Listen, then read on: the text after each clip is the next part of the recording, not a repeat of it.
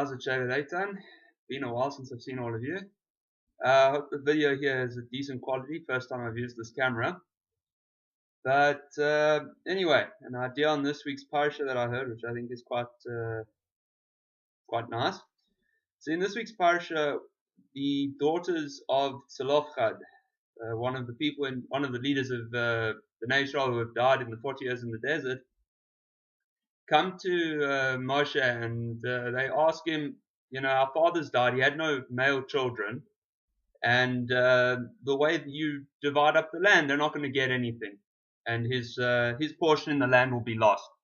So they ask Moshe, do we get our father's inheritance? So Moshe Rabbeinu doesn't know what to do, and he asks Hashem, and as things go along, they get the land, and all the various laws of inheritance are given. So what's quite interesting is these laws of inheritance that are given in this week's parasha are not solely focused on the case of the daughters of Tzelofchad. It's all the laws of inheritance that you would ever learn. So the commentators ask, why is it that the story of the daughters of Tzelofchad are what are used to introduce these laws?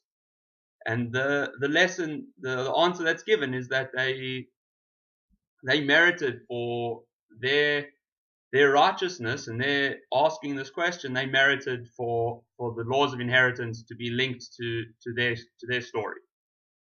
So a lesson that I heard from my Rav in Yeshiva, Rav Moshe Tarragon, regarding this was, he says like this: in the whole of the book of Bamidbar, which we're now drawing to the end of, we see countless stories and countless events where people challenge the authority, challenge the norm, challenge the system, whether it's the form of the spies challenging God's promise to them, whether it's Korach challenging Moshe's leadership.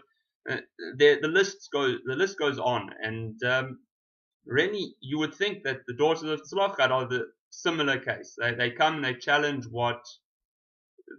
the norm, that no one would have thought that a man's daughters can inherit him, but nevertheless they get what they wanted, and in fact they're remembered for all time with the laws of inheritance.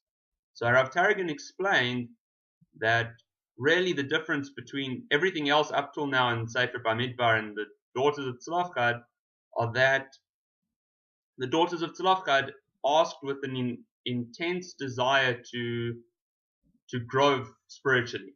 They really saw that this was a position that they could use to grow as spiritually and religiously. Unlike other cases where people were challenging the system just to better their own self-interest and their own station in life. And I think, especially in the modern context where we encourage questioning and we encourage thought and people to be independent, it's an important lesson to keep in mind how much we're doing this for our own egotistical or arrogant reasons, or how much we actually want things to change for the better and to be able to grow spiritually. And it's something to keep in mind when we learn, when we grow as human beings, is just when we challenge the accepted norm, why are we doing that? So just something to keep in mind as we grow, as we carry on going, and especially coming near to the end of school and kind of becoming mature adults. It's an important lesson to keep in mind. On a separate note, wanted to just congratulate all of you on a Gurim seminar, which I'm sure was incredible. I haven't heard from anybody yet, but it's quite a experience to see all your chanichim become Maddie. So thanks guys, and have a great Shabbos.